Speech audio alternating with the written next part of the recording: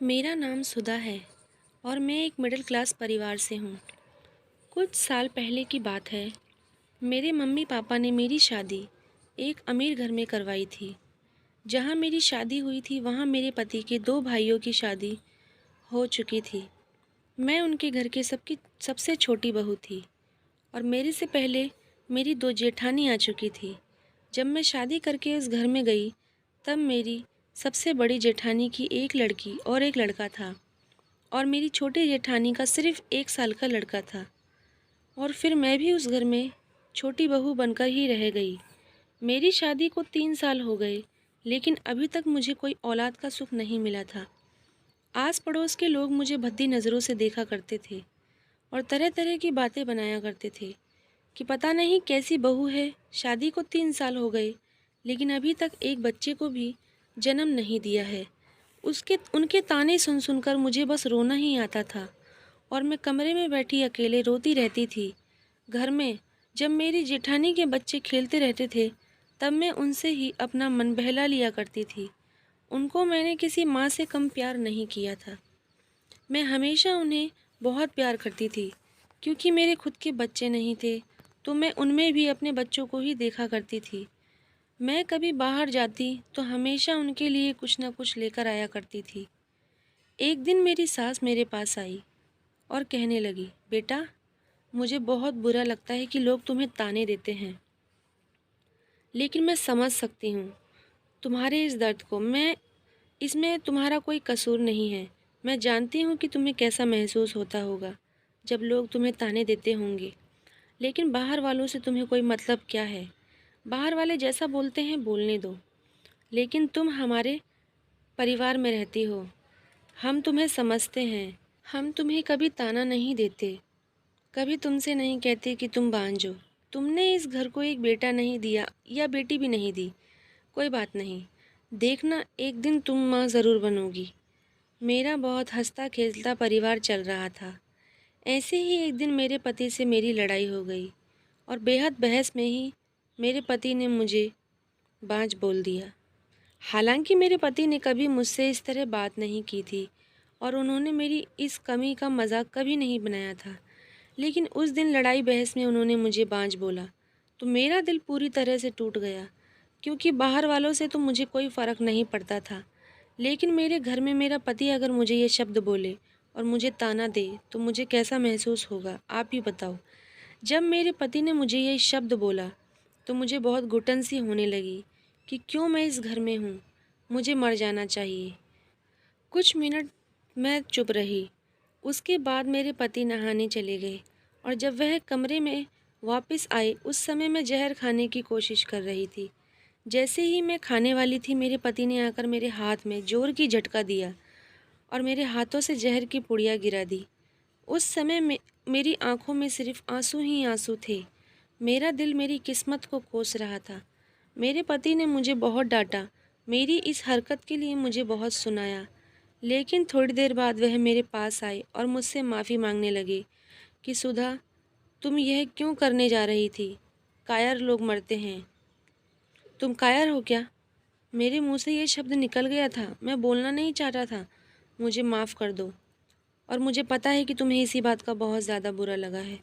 आगे से मैं ध्यान रखूँगा, लेकिन आज के बाद कभी भी तुम ये वाहियात हरकत मत करना।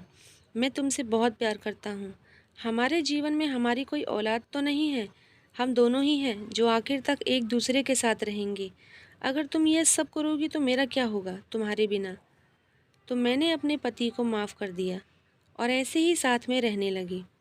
एक दिन मेरी जेठानी मुझसे कहने लगी कि सुधा, मैं जानती हूँ तुम्हारी कोई औलाद नहीं है, लेकिन तुम टेंशन मत लो, मेरे बेटे और बेटियाँ हैं और तुम्हारी छोटी जेठानी का भी एक बेटा है। तुम उसे खिलाओ, उनके साथ खेलो, उनसे प्यार करो और ये सब मत सोचो, भगवान को जो मंजूर है वही होगा और भगवान की मर्ज़ी हुई तो एक दिन तुम्हारी भी गोद भर जाएगी। अपनी जेठानी के मुंह से ये बात सुनकर मेरे दिल को सुकून मिला और अपनी जेठानी के ऐसा कहने पर मैं बच्चों के साथ और घुल मिल गई और अपनी जेठानी के बच्चों के साथ ही खेलने, उन्हें खाना खिलाना, उन्हें स्कूल छोड़कर आना और स्कूल से लेकर आना, यह सब काम करके मुझे बहुत खुशी होती थी और मुझे अच्छा लगता था। कुछ महीनों तक तो ऐसे ही चलता रहा। एक दिन जब मैं अपनी जेठानी के बच्चों को स्कूल से लेने गई थी, तब स्कूल से आते समय बच्चे जिद करने लगे कि हमें आइसक्रीम खानी है। रास्ते में पास में ही एक आइसक्रीम वाला खड़ा था और बच्चों के जिद करने पर मैं आइसक्रीम लेने चली गई और मैंने तीनों बच्चों को कहा, तुम सब यहीं रुको, मैं बस अब भी आई। और मैं आइसक्रीम लेने चली गई। लेकिन मेरी छोटी जेठानी का बेटा जो 5 साल का था, वह मेरे पास आने लगा और तभी पीछे से एक बाइक आई और बाइक वाले ने उसे टक्कर मार दी और वह ज़मीन पर गिर गया। उसे ज़्यादा चोट तो नहीं आई, लेकिन सर पर चोट आई थी और मैंने उसकी पट्टी कराई और घर लेकर चली गई। जैसे ही मैं घर पर पहुंची तो मेरी छोटी जेठानी का बेटा दौड़कर अपनी मम्मी के पास गया और रोने लगा। तभी मेरी छोटी जेठानी अपने बेटे की ये हालत देखकर ज़ोर ज़ोर से रोने लगी और मुझसे पूछने लगी कि ये सब कैसे हुआ, कैसे हुआ ये सब। मैं तुमसे बात कर रही हूँ, मुझे जवाब दो। मैं अपनी जेठानी को बताया, दीदी, बच्चे आइसक्रीम खाने की ज़िद करने लगे थे। मैं बस साइड में खड़े आइसक्रीम वाले से आइसक्रीम ही ले रही थी। तभी ये भागकर मेरे पास आ रहा था और एक बाइक वाला आया और इसे टक्कर देकर चला गया। तभी मेरी जेठानी आग बबूला हो गई और कहने लगी, आज के बाद मेरे बच्चों को स्कूल से लेने तू नहीं जाएगी, मैं खुद जाऊंगी। तेरे बस की नहीं है, तू रहने दे। अगर मेरे बच्चे को कुछ हो जाता तो मैं तेरी जान ले लेती। और वैसे भी तू क्या जाने बच्चों का दर्द, तेरी तो कोई औलाद है ही नहीं। अगर तेरे बच्चे होते तो तू समझती कि बच्चों का दर्द क्या होता है। तू तो बांझ है, तुझे क्या पता। और मेरे बच्चों को कभी स्कूल से लेने मत जाना, मैं खुद अपने बच्चों को लेने जाऊंगी और हो सके तो मेरे बच्चों से दूर ही रहना। जब मेरी जेठानी ने मुझे ये सब कहा, तब मेरा दिल टूट कर चकनाचूर हो गया और मेरी आंखों में से इतने आंसू थे जितने बचपन से आज तक नहीं थे। और मैं ये सारी बातें सुनकर बस रोए जा रही थी। और मेरी सास मेरे पास आई और कहने लगी, मैं जानती हूँ सुधा, तुम्हें बुरा लगा होगा। बेटा, दिल पर मत लेना, उसके बेटे को चोट लगी है, इसलिए शायद थोड़ा गुस्से में आ गई। कोई बात नहीं, थोड़ी देर बाद वह सब कुछ भूल जाएगी और सब कुछ ठीक हो जाएगा। उसकी बातों को दिल पर मत लेना। और फिर मैं रोते हुए अपने कमरे में आ गई और भगवान जी से कहने लगी कि भगवान, मुझे जवाब दो कि आपने मुझे कोई औलाद क्यों नहीं दी। लोग मुझे हर रोज़ ताने देते हैं, हर रोज़ कोई ना कोई मुझे बांझ बोलता है कि तेरी औलाद नहीं है, ये नहीं है, वो नहीं है। मैं थक चुकी हूँ इन सब से, बस बहुत हुआ। मुझे बख्श दो और मुझे अपने पास बुला लो, मुझे नहीं रहना इस दुनिया में। और रोते रोते जाने कब सुबह हो गई, पता ही नहीं चला। एक दिन मैं पास के ही महादेव जी के मंदिर में गई और मैं जब वहाँ से वापस आ रही थी, तब जीने पर ही मुझे एक बूढ़ी माँ मिली और उन्होंने मुझसे कहा कि बेटा, तुम मंदिर में रो रही थी, क्या बात है? कोई परेशानी है तो बताओ, क्या पता हल हो जाए। मैंने उन बूढ़ी माँ को सारी बात बताई और उन्होंने मुझे कहा, बेटा, यही पास में एक बहुत खास मंदिर है।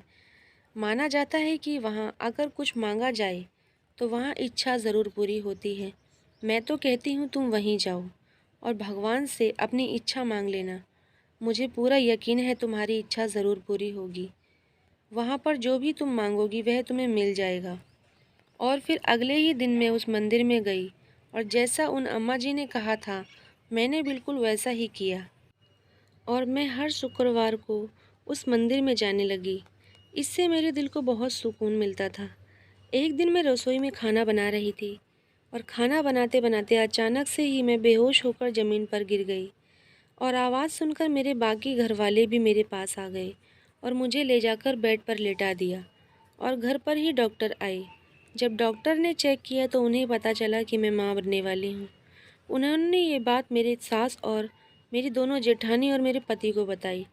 ये सुनकर वह बहुत खुश हुए और जब मुझे होश आया तो मेरे पति ही मेरे सामने थे। मेरे पति ने मुझे बताया कि तुम माँ बनने वाली हो, इसलिए ही तुम रसोई में बेहोश होकर नीचे गिर गई थी और आज से तुम कोई काम नहीं करोगी और अपना पूरा ध्यान रखोगी। उसके बाद मैं उस मंदिर में गई और भगवान को ढेर सारा धन्यवाद दिया। ऐसे ही मेरे ससुराल वालों ने मेरा बहुत ध्यान रखा और कब 8-9 महीने निकल गए पता ही नहीं चला। और फिर मैं डिलीवरी के लिए अस्पताल आई और मैंने एक बेटे को जन्म दिया। लेकिन मेरे होश में आने के बाद ही डॉक्टर ने मुझे बताया कि यह बोल नहीं सकता। यह सुनकर मुझे बहुत दुख हुआ, मुझे बहुत बुरा लगा, लेकिन दिल को समझाया कि कोई बात नहीं। और ऐसे ही समय बीतता रहा और बेटा 4 साल का हो गया। और एक दिन मेरी जेठानी के बच्चों में और मेरे लड़के में आपस में लड़ाई झगड़ा हो गया। और फिर मेरी जेठानी के लड़के ने मेरे लड़के पर हाथ उठाया और बदले में बच्चे आपस में ही एक दूसरे पर हाथ उठा उठाकर लड़ने लगे। तभी मेरी जेठानी आई और सबको अलग किया और मेरे बेटे को एक थप्पड़ मारा और मेरा बेटा रोता हुआ मेरे पास आया।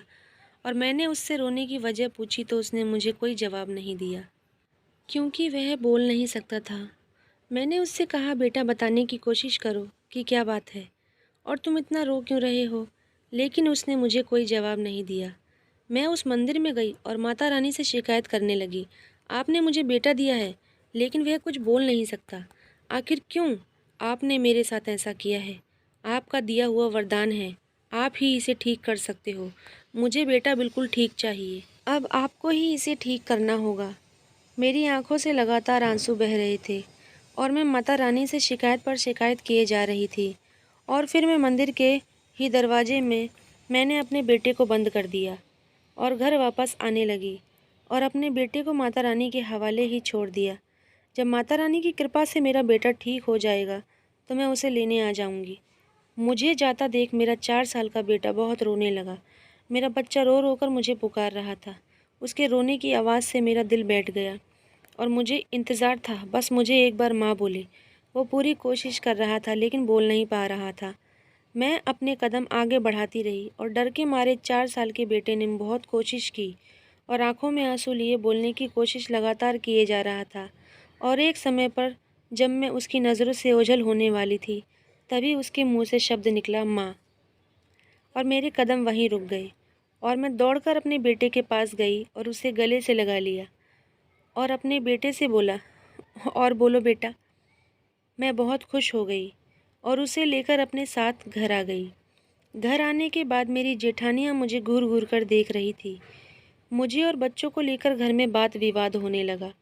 तंग आकर मैंने उनसे बोलना छोड़ दिया और उन्होंने मुझसे बोलना छोड़ दिया। जब मैं इस घर में नई नई आई थी तब मेरी जेठानी मुझे बहुत प्यार करती थी, लेकिन जब से मेरा बेटा हुआ है तब से ना जाने क्यों मेरी देवरानी जेठानी को मेरे साथ बात करने में ऐतराज़ होने लगा।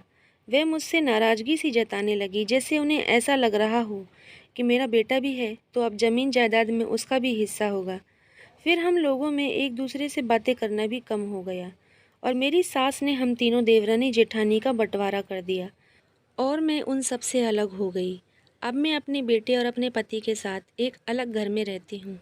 क्या मैंने उनसे अलग होकर सही किया या गलत किया? आप लोग बताएं। और चैनल पर नए हैं तो चैनल को सब्सक्राइब ज़रूर करें।